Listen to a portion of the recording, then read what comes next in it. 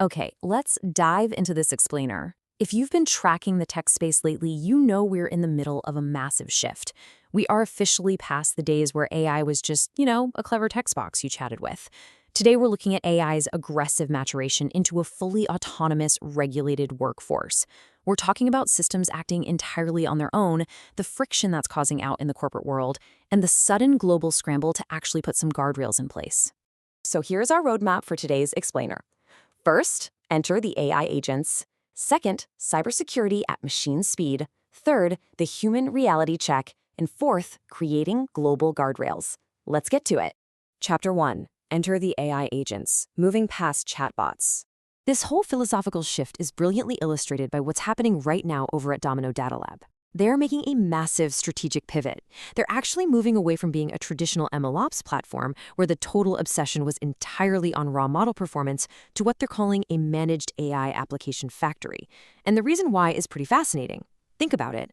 In a world where AI can essentially just write its own code, raw performance isn't really your biggest bottleneck anymore. The most critical differentiator for businesses now is management and quality. You need to orchestrate these systems, not just build them from scratch.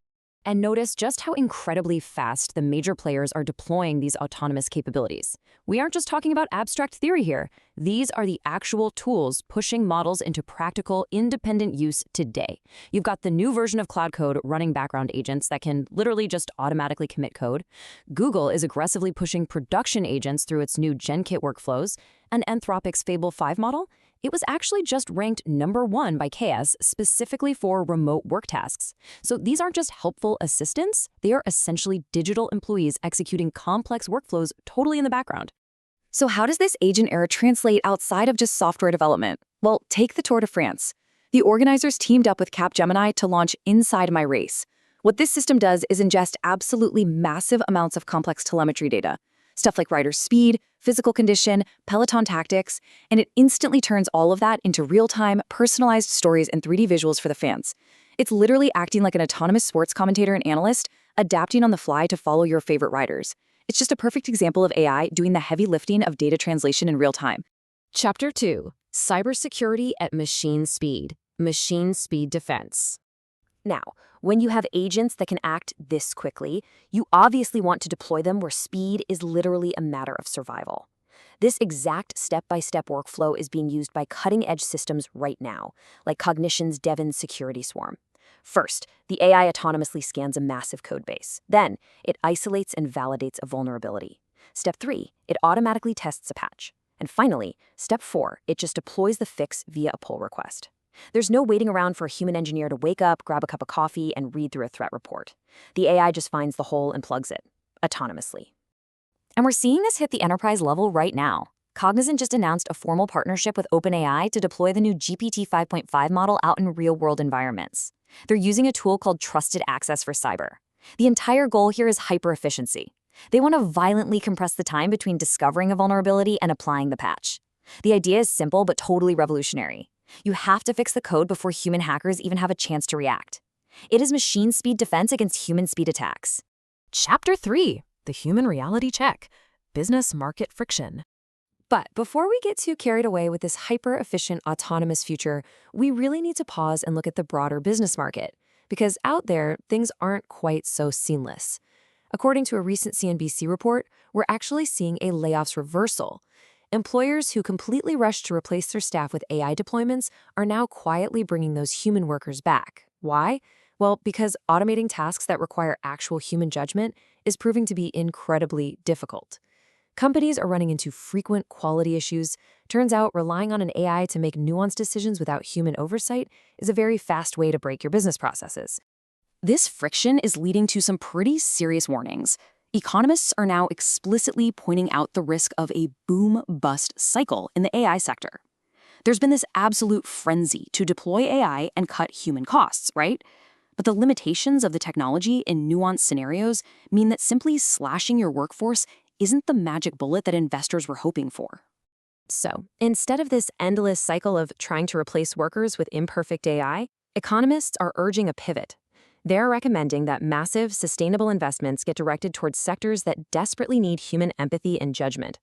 We're talking about healthcare, education, and social work. These are areas where human capital is truly irreplaceable. Honestly, if you work in one of these fields, this is a very strong signal for your long-term job security, because these are investments that actually create sustainable jobs rather than just short-term corporate illusions of efficiency. And the financial pressure of this reality check? It's hitting the biggest players too. Meta is reportedly exploring the possibility of selling off its excess AI computing power and access to hosted models. This is a direct response to investors who are demanding higher returns. The infrastructure costs required to train and run these massive models are just staggering. And if the enterprise market is hitting a human judgment bottleneck, big tech companies have to find creative ways to offset those massive server bills. Chapter 4: Creating Global Guardrails. Regaining Control.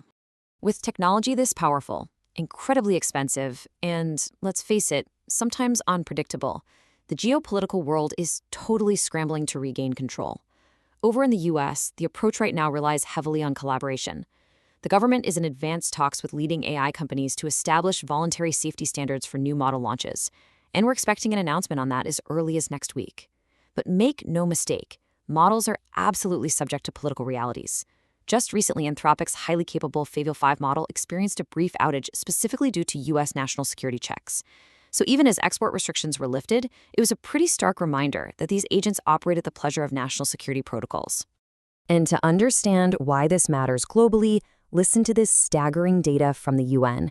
When we break down the top 500 AI supercomputers in the world, a massive 75% of that computing power is concentrated in the US and another 15% is in China. That leaves just 10% for the entire rest of the world. This completely anchors the concept of digital sovereignty. If you're a nation in that 10%, you are entirely reliant on foreign models and foreign infrastructure for your future economy. Think about what that means long term. That severe concentration of power is exactly why the UN International Scientific Panel just released their first major independent report on AI, and they issued some very urgent warnings. First, they highlighted a really concerning lack of reliable scientific methods to ensure these highly autonomous agents actually obey their creators. Second, as we just discussed, there's a massive threat to global digital sovereignty. And third, they warned about language exclusion. Because these huge models optimize for English, they effectively abandon smaller languages. This isn't just a minor inconvenience. The UN notes this is already causing active harm in critical areas like global digital healthcare, where non-English speakers are literally being left behind. Meanwhile, the European Union is trying to legislate a bit of a middle ground, recently refining the timeline for their massive AI Act. They're basically trying to balance safety with business innovation. Within 3 months, developers must implement digital watermarking transparency. Then, by December 2026, we'll see explicit, immediate bans on severe abuses, like AI practices that generate non-consensual sexual content or deepfakes. But interestingly, they've actually postponed the most burdensome rules for high-risk AI systems until December 2027. They did this specifically to reduce the administrative drag on businesses and give them some breathing room to adapt. We've covered an incredible amount of ground today. From AI agents managing their own code and analyzing the Tour de France, to the very real human limitations forcing businesses to rethink their strategies, and finally, the UN's stark warnings about concentrated power. So I'll leave you with this final thought to ponder.